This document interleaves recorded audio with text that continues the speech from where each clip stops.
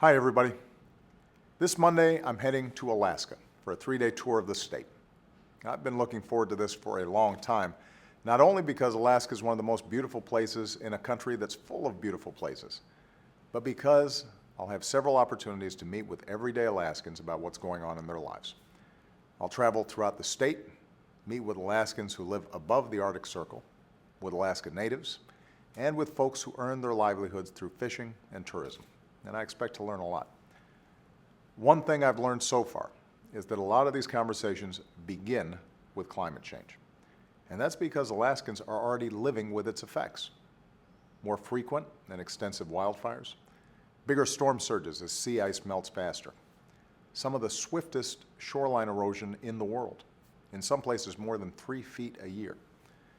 Alaska's glaciers are melting faster too, threatening tourism and adding to rising seas.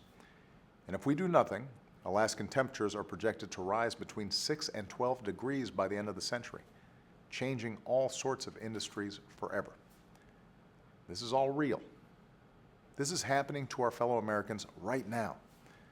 In fact, Alaska's governor recently told me that 4 villages are in imminent danger and have to be relocated.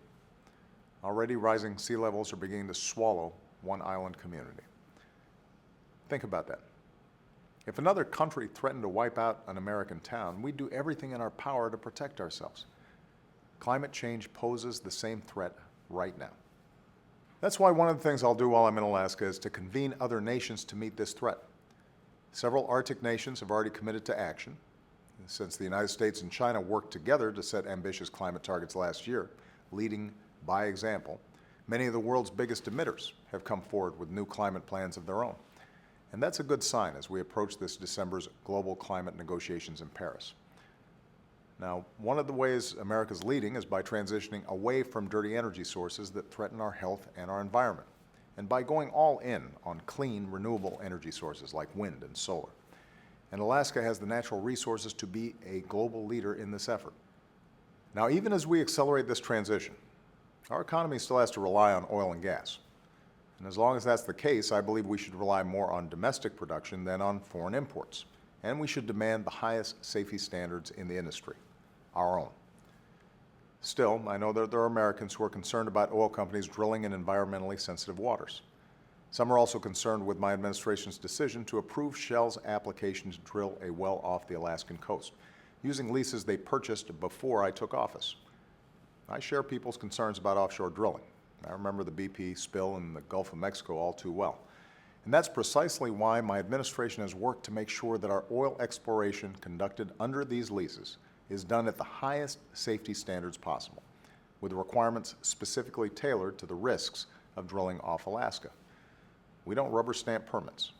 We make it clear that Shell has to meet our high standards in how they conduct their operations.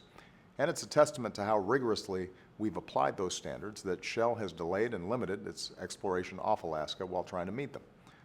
The bottom line is safety has been and will continue to be my administration's top priority when it comes to oil and gas exploration off America's precious coasts, even as we push our economy and the world to ultimately transition off of fossil fuels.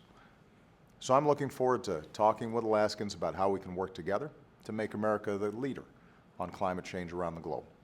And we're going to offer unique and engaging ways for you to join me on this trip all week at whitehouse.gov/Alaska.